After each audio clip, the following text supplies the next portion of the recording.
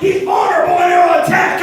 And that's exactly why he's attacked your prayer life. And that's exactly why he's attacked your worship. And that's exactly why he's attacked your church life. It's because he's waiting for you to get out there alone so he can jump on you and pounce. But I'm here to tell you, I am not alone. He is with me always. He's with me in this world.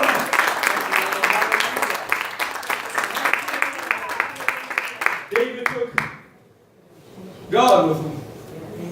He didn't give credit to his own hands. He didn't give credit to his own strength. But he said, but the same God that delivered the lion into the bear into my hands is the same God that will deliver that giant into my hands. Yes. Right. He knew whence cometh his help. He knew where his strength lied. He knew how he could be victorious and how to win these battles. Why have we not learned yet?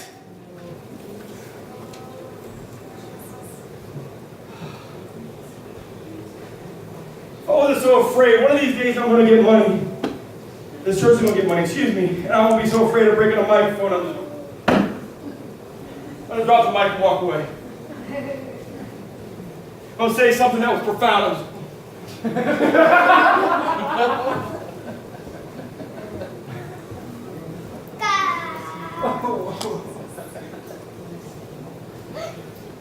Something to add the exclamation point to what was just said.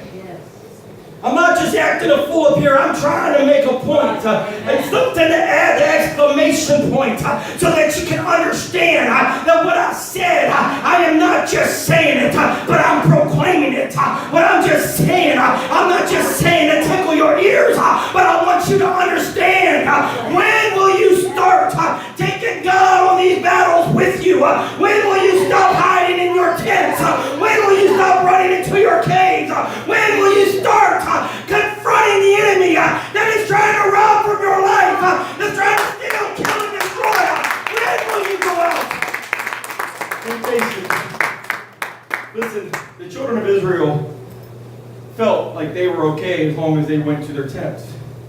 I wasn't going to face it. I was just going to go back over here.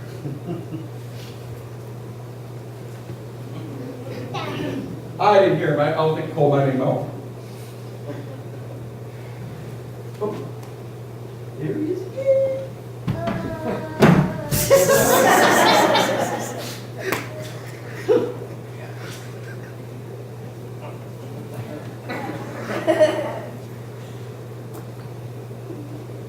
Hey, is he gone? Is he gone?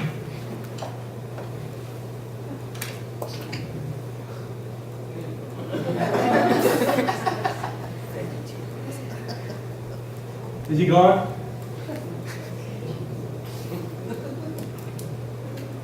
Listen, David was a perfect example. That's why you see me preaching it so much. Listen, was he a man? Yeah, he's a man just like all of us. We made mistakes. I promise you he did. You did too. So why did they chronicle all of those mighty men of David? How did he have that many mighty men that was in his troops? It's because he was showing them how it was done. He was showing them how it was done.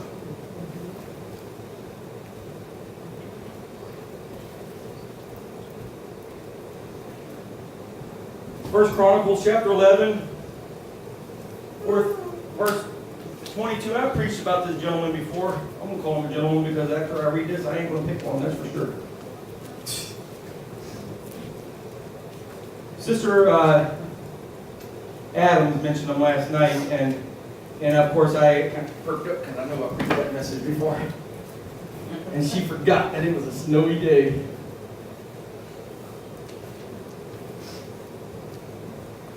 But Benaiah is one of David's mighty men. Benaiah is the son of Jehoiada, the son of a valiant man of Kabzeel, who, let me just tell you for a second, because you know I do this, right? Even if I don't mention it all the time when I'm preaching, you do know that I'm going to look and see, well, man, what does Benaiah mean? And who is Jehoiada, and what does his name mean? And what is Kabzeel, and what does that mean? And I'm trying to get to the bottom of what it is here. And I don't always mention it. It doesn't always relate to what I'm about to preach. And I don't know if it will this time or not, but I'm just going to go ahead and mention it. But Benaiah's name means Jehovah has built up. You see, you need to understand something. If you try to go do it on your own, you will falter. If you try to go do it on your own, you will fail. If you try to go face these beasts all by yourself, you will get devoured. But there was one named Benaiah whom Jehovah has built up. He was the son of Jehoiada, which means Jehovah knows that he had built him up. And he came out of a place of where God gathers. You hear what I'm telling you right now? Who had done many acts. He slew 2 lion-like men of Moab. Lion-like men. These weren't just men, these were lion-like men of Moab. Also, he went down and he slew a lion in a pit on a snowy day. There's a lot of things wrong in that little bit of statement. It says, and he also went down. That means that he went down to where the lion was at. He went down into that pit to where that lion was at. Second thing wrong with that, he went into the pit. Third thing that's wrong with that, it's a snowy day.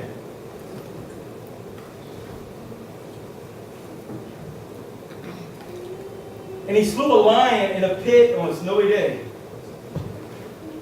It's not sounding much different than David right now, does he? He slew 2 lion-like men. He jumped down into a pit with a lion on a snowy day and slew that giant, or that lion. And it says that he slew an Egyptian, a man of great stature, 5 cubits high. What is a cubit? A cubit is approximately 18 inches. And if you multiply that and do your math, you'll find that it's 7.5 feet.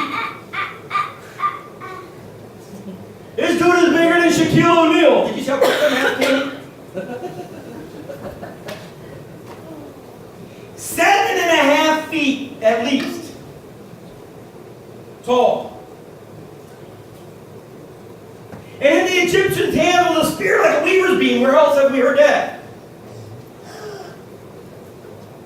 Okay, I'll tell the story later. Goliath. Okay, you were right. You're looking for it. Attaboy. And he went down with him with a staff. He went down to him with a staff. And he plucked the spear out of the Egyptian's hand and slew him with his own spear. These things did Benaiah, the son of Jehoiada, and had the name among the 3 mighties. Benaiah had an example that proved that he can overcome these fleshly beasts. So he jumped down into a pit and fought a lion on a day that was cold, and his traction wasn't sure. But he went down there and he fought in many ways on a snowy day. You see, some of you have been walking through a wintry season, a cold time. You haven't felt the heat of the Holy Ghost for quite some time. So we see these beasts, and what is our response? Well, too many times we just look down and say, oh, well, I'll just leave that alone. Too many times we look down there and we see, oh, well, just leave that be.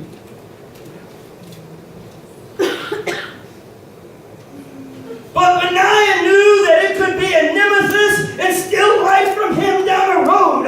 So he jumped into the pit and he smote it. You'll find that his actions weren't too far different than David's. He fought an Egyptian that stood 7.5 feet tall. The spear was like a weaver beam. He plucked it from his hand and he smote him with his own spear. Why is your flesh roaring like this? It's It's because of the fear of being hungry. It steals from you, and it turns. It causes you to get into a place where you suffer from malnutrition of the spirit. Sometimes you just have to turn the tide. Turn the tide. And pluck that weapon from his hands and turn it around.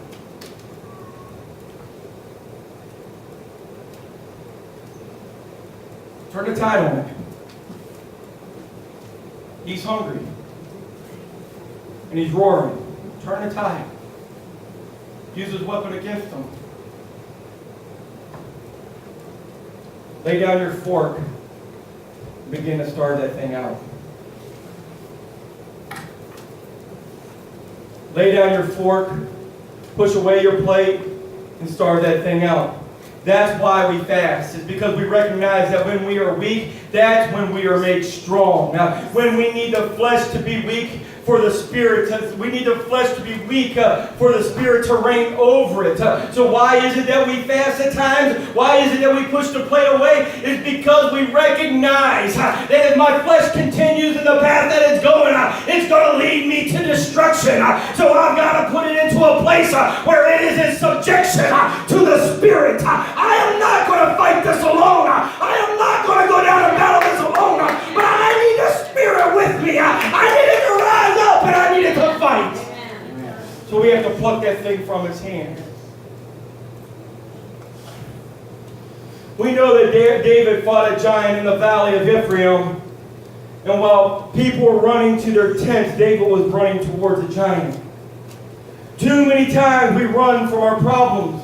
We hide from them because we're fearful that they might take us. They might make us look bad, and we need to recognize where the problem lies, and we need to run towards it. That means you all need to run towards your mirrors. You need to run and take a good look at what the true problem really is. You will not defeat this giant while hiding in your tents of denial. You won't overcome these beasts while worried about how you'll overcome, you will not overcome these beasts while you just lay there worrying how will I ever overcome this thing. As they lied in their tents, they didn't know, they just knew that if they went out there they thought that they would die. But I'm here to tell you today, the only way that you'll ever defeat these giants that are in the land, the only way that you'll ever defeat this giant that's trying to manipulate you, the only way that you'll overcome the giants that's trying to control your life and to place you in a bondage is you need to let the Spirit rise within you and fight this battle for you.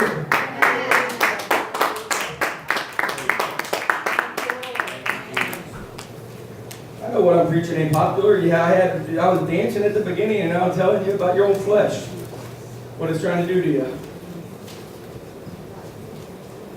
I'm not just telling you that the flesh is trying to keep you in bondage, but it is. But I'm telling you there's a way out. Amen. Your flesh is trying to keep you in bondage. Listen to what the giant said. The giant says, "Send out your champion. Give me your best. Give me your best."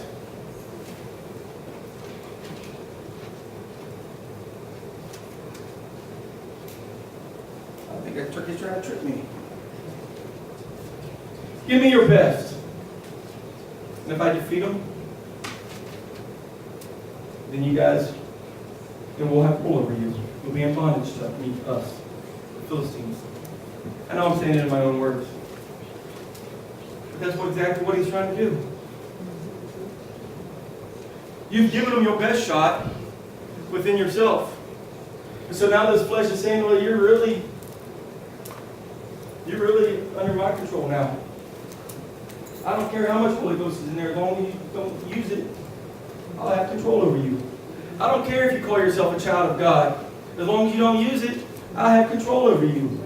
I don't care that you go down to that preacher that acts foolish or not in his church, and he screams and he hollers and he sprays water and he spits and he sputtles and he acts like a fool sometimes. I don't care if you go down there because you know why? Because if you don't use what he's teaching you, I'm gonna always have rule over you. What I'm teaching you is that you cannot overcome this thing yourself. There is a beauty in weakness.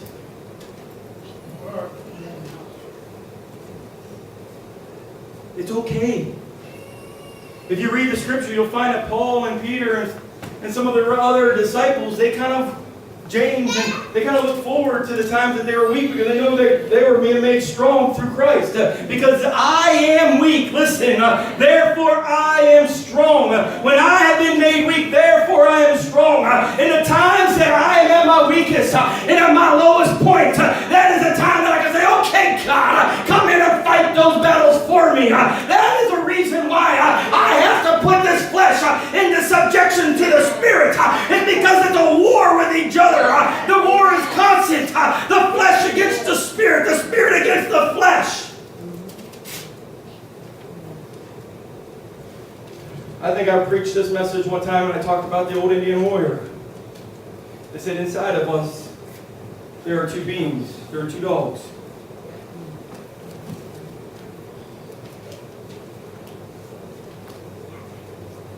And after they described the two dogs, one being good and the other one kind of being evil, they said the young kid looked up at his grandpa, the old Indian warrior, and told Grandpa, which one wins?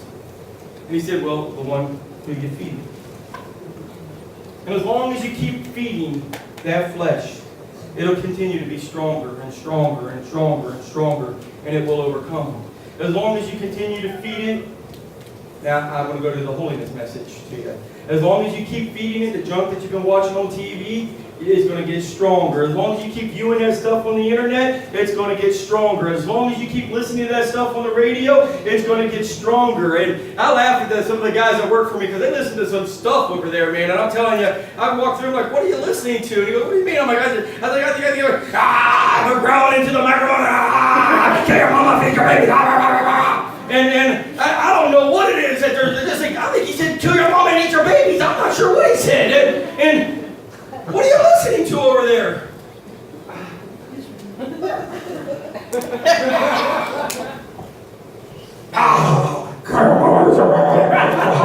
they call it music. As long as you keep feeding the flesh, the Spirit is being made weak. Not that God's weak. I don't want anybody to understand that. It's just that you're yielding yourself or submitting yourself to the flesh. So you're saying, God, I don't want you to really do anything to sit over there. Just sit over there, be quiet. I need you when hard times come. But then otherwise, just stay there. You know, just stay there, be quiet. Don't talk to me unless I have something to ask of you.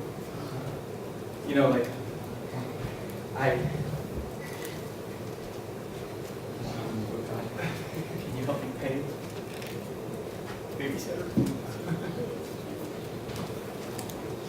Because I just had to have those French fries. I just had to have a big 1 pound hamburger. That cost me $40. Whatever it is, I'm just saying, I'm just throwing things out there. Right. We only go to him when we need something. Right. That's not what he is. That's not the relationship that he desires. If I came to you only when I needed something, Nicole, I wouldn't be much of a friend, would I? I'd be like, hey, Nicole, it's good to see you.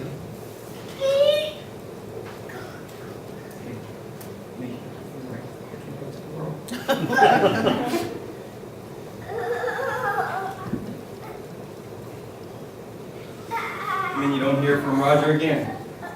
So the next time, hey, you know, man, I just had a bad thing. And you know, I lost the car, you know. All this hardship is upon me, and I just need some money for some bus fare. It costs $20. All day pass. And I can go out and put some applications in. Don't hear from a while, the next thing you know, man. Mom kicked me out of the house, and my girlfriend don't like me anymore. She ain't let me stay with her. And man, you got some money for a hotel. There's a road, one right up the road, man. I can get it for $40. They let me stay there all night long. Yeah, but I'm making this stuff up. This is real.